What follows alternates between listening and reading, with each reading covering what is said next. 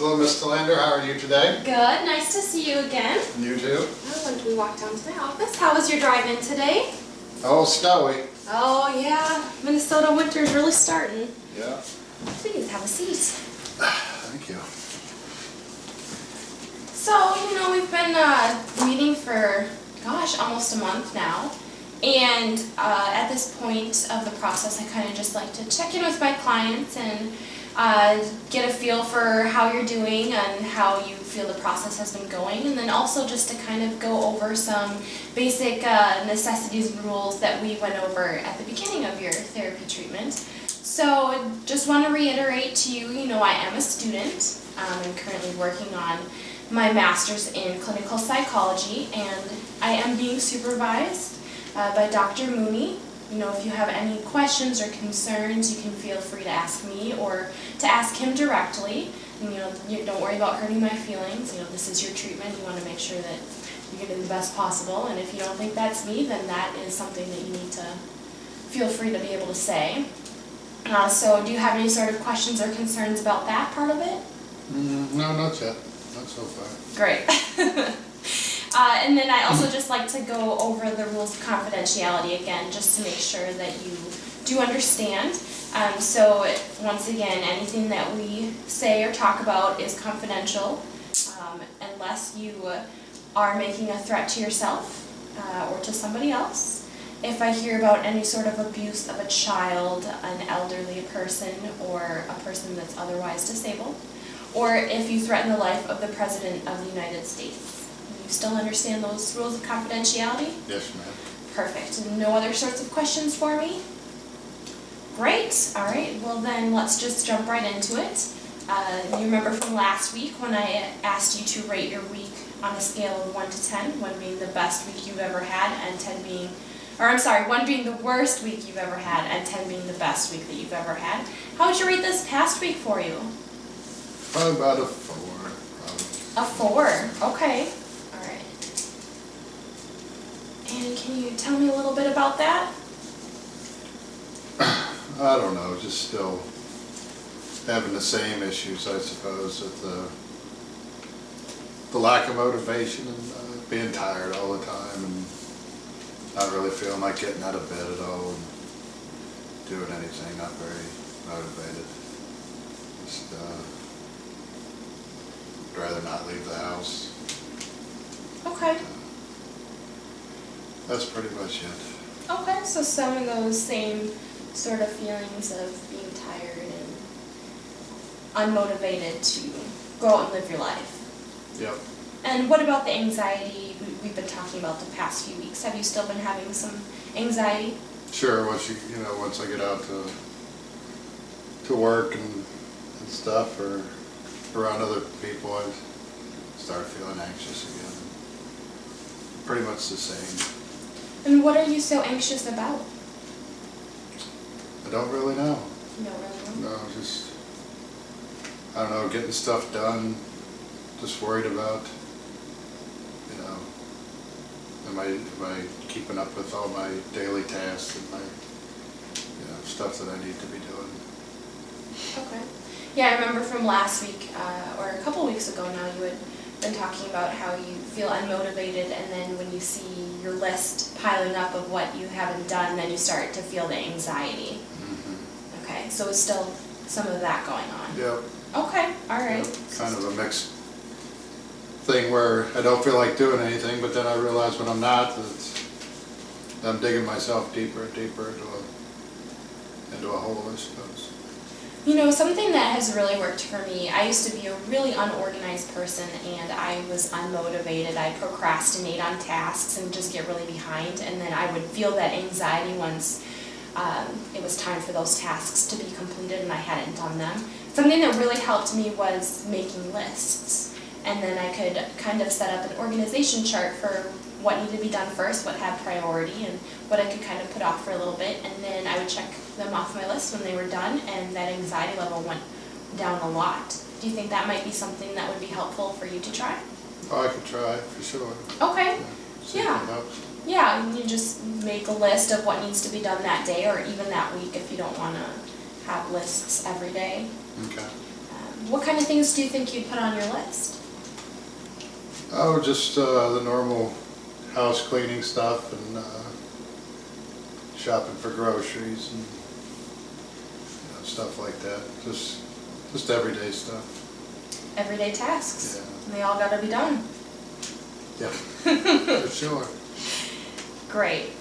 So last week I had given you a homework assignment, and your assignment was to go out and talk to your family, your friends, your coworkers, and to not second guess what you were about to say, and to just go right out and say what you were thinking, what you were feeling. Because last week we had talked about how you holding in your feelings was not letting you grieve the loss of your father, and holding you back from really experiencing those feelings and being able to let go of them and move on with your life. So I asked you to do some journaling for me. Why don't we go over your journal? Okay. I've only got 3. Okay. No, that's great. Let's start with the first one. Okay, and the first one, I have an ex-wife, and she asked to have my daughter for an extra day next week. And usually if I don't have any plans or anything, even though I don't like doing it, if I don't have anything scheduled, I just let her have her. But since I like to spend time with Grace, I told her no this time. I said, if you want to do stuff, you have to do it on the days that you already have scheduled. Don't be taking my days away from me. And that was it for that one. How did that feel for you to just speak your mind like that? Empowering, really. It felt pretty good. Great. Yeah. What did she have to say? Oh, not too much. Just, okay, that's fine, whatever. Pretty much ended it pretty abruptly. Was her reaction what you expected? Yeah, pretty much. Pretty much she's passive aggressive, I'd say. She just pretty much said whatever and hung up the phone, which is what she usually does, but she doesn't get her way. So yeah, pretty much. Okay. And you had said that in the past you would have just told her, okay, that's fine. Why would you have done that in the past and not now? I don't know if something would come up. I didn't, I guess I really didn't think about it. If she had something to do that would come up on a certain day, that would just happen to be my day. But the more I think about it is, if she was going to schedule something, just schedule it on her own day. She doesn't have to be, if something does come up for her on my day, then she's just going to have to forget it. Okay. But I bet there was a time in the past when you have told her no, besides this past week. But there's been an exception where you told her no and maybe it didn't go so well. Like what, that she got angry and stuff? Mm-hmm. Yeah, sure. She, like before we got divorced, like when we lived together or something, she'd get angry, when I asked her to help out or to do something, or yeah. I wonder if that scenario where she did get upset with you is kind of what's holding you back from speaking your mind to her now, especially when it comes to spending time with your daughter. Yeah, it could. You mean like not be afraid to express my feelings to her? Is that how you feel? I guess so, a little bit, but don't want to raise a ruckus, I guess, but yeah. Now I don't care. Was it an amicable divorce? No. No? Okay. Not really. And how long have you been divorced? About 2 years, 2 or 3 years. Okay. And I remember you saying that you split Grace 50-50. Yep. Yep. And that's been working okay for you guys? As Less good as it stress? can, I guess. Okay. As good as it can. I'd like to have her every day, but that's just not the way it works in Minnesota, I guess. Right. Okay. Well, if you're ready, let's move on to your next journal entry. Okay. Well, on Wednesday, my girlfriend, she's usually busy, with her school and work, and she puts in a lot of hours.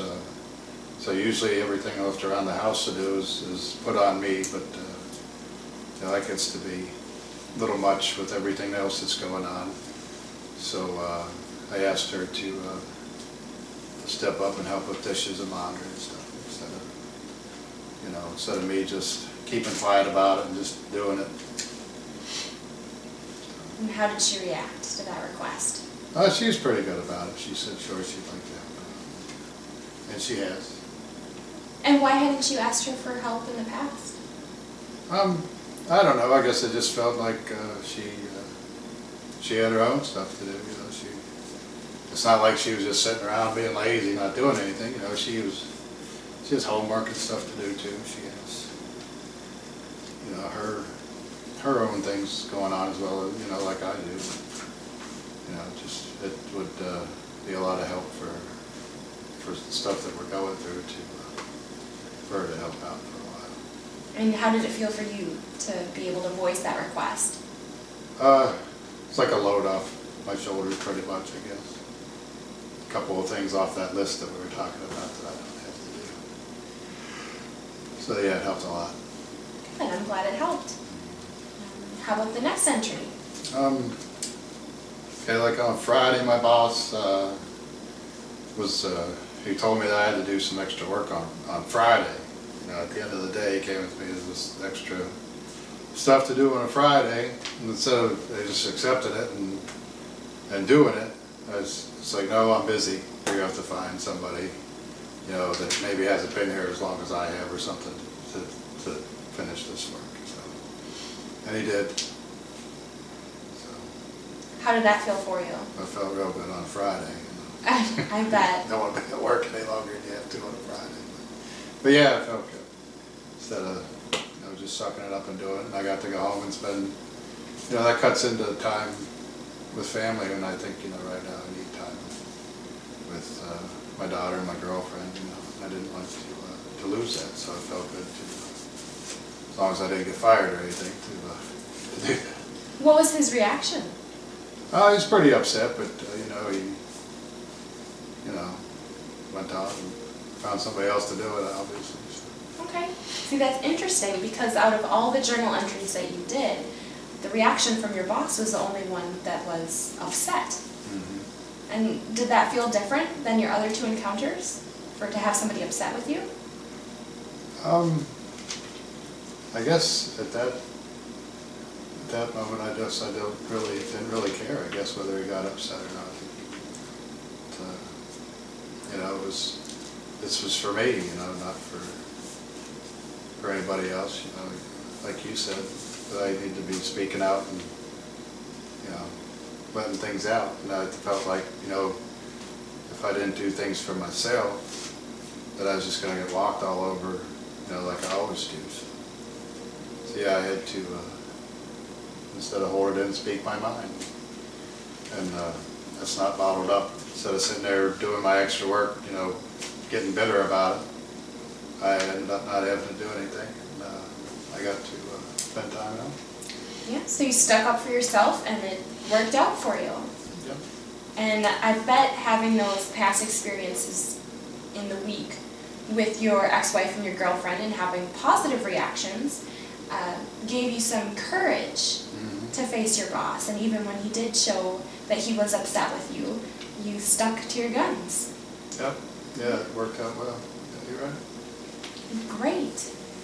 Do you think that journaling like this is something that you gained from? Something that you would want to do in the future to help you sort out your feelings? Yeah, sure. It keeps me focused on a goal to reach and a task to perform, I guess. Okay, you set a goal to reach. Yeah. What are your goals? Right now? Mm-hmm. Just to get through the day right now, I guess. Make it, get all my stuff done and make sure everybody's taken care of. And just get to the next day right now. One day at a time, right? One day at a time. Can I tell you something that I've learned about you this week? Sure. Great. Well, from your journal entries, I've learned that you are a man who loves to take care of everybody around him, and somebody who keeps silent for others, and just kind of takes like the brunt of the load, and just kind of lays down or steps back and says, "Go ahead, do what you want. I just want to make everybody happy." And this week, you didn't follow that pattern. This week, you made yourself happy. How did that feel? Kind of mixed. It made me feel good because I had less to do, but kind of made me feel a little guilty that I wasn't, the one taking care of the stuff that needed to be taken care of. That's because it's kind of what I grew up watching my mom being a caretaker. So I guess that's kind of the role that I've taken over, since the divorce and stuff with my daughter, that she needs to be taken care of, and I try to do the same for her that my mom did for me. It's interesting that you have filled the role that your mother filled when you were growing up, especially now in the passing of your father. What role did he play when you were growing up? He was the breadwinner, I guess. He worked all the time. He worked a lot. He's a doctor. He worked a lot of hours, but like I said before, even though he worked a lot of hours, he would always spend time with us and make time to play games or baseball or coach the soccer team or whatever. So, as far as a role, I guess I don't know what category to put him in as a role, but that's pretty much what he did. Man of many trades. And have you talked to your family at all this past week? Yeah, a couple of times just to see what was going on. They all seem to be getting along just fine. As well as could be expected, I suppose. And how about you? Have you found some peace with the passing of your father? I wouldn't say peace. I guess I still miss him a lot. And, so no peace. That's not a good word. I haven't really, I guess I accepted that he's gone, but maybe not that he's not coming back, if that makes any sense to you. Still think, sometimes I can pick up the phone and call or something, and, of course it's not possible. So, I don't know, maybe still working towards acceptance, maybe. Not quite there yet. Acceptance. That is a hard one to work towards.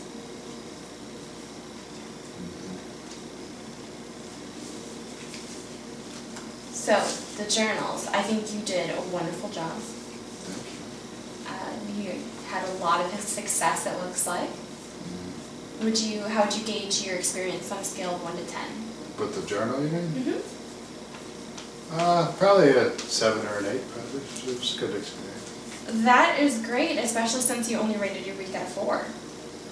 Yeah. Bright spot, maybe. Yeah, bright spot. We all need those. Absolutely. Well, I have another homework assignment for you. Okay.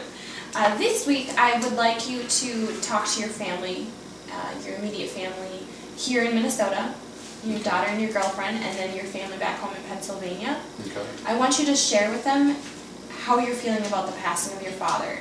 Now that we've got you able to talk to people about how you feel in certain situations, I want you to be able to talk to them about how you feel about your dad.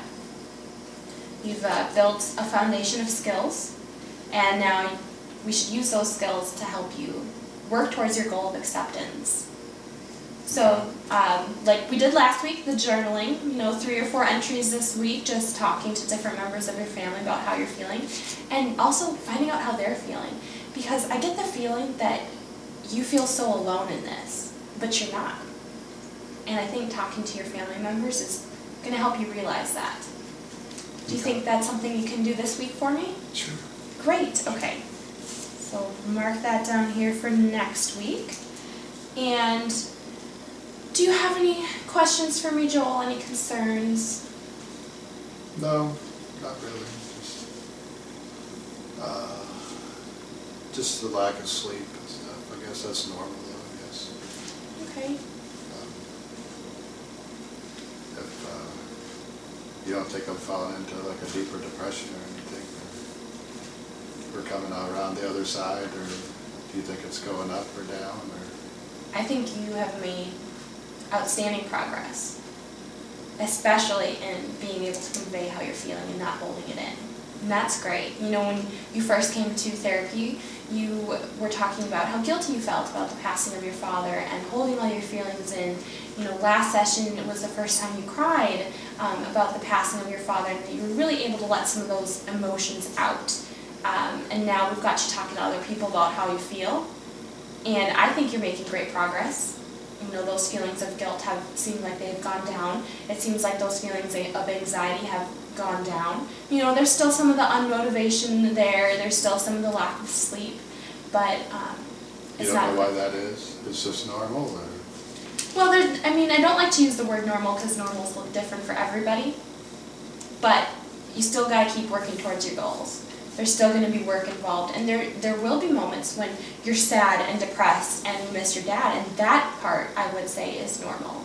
You know, if you're feeling like there's something a little bit more going on, then that's definitely something that we can address. But from my point of view, I think that you're doing great, you know, despite the circumstances.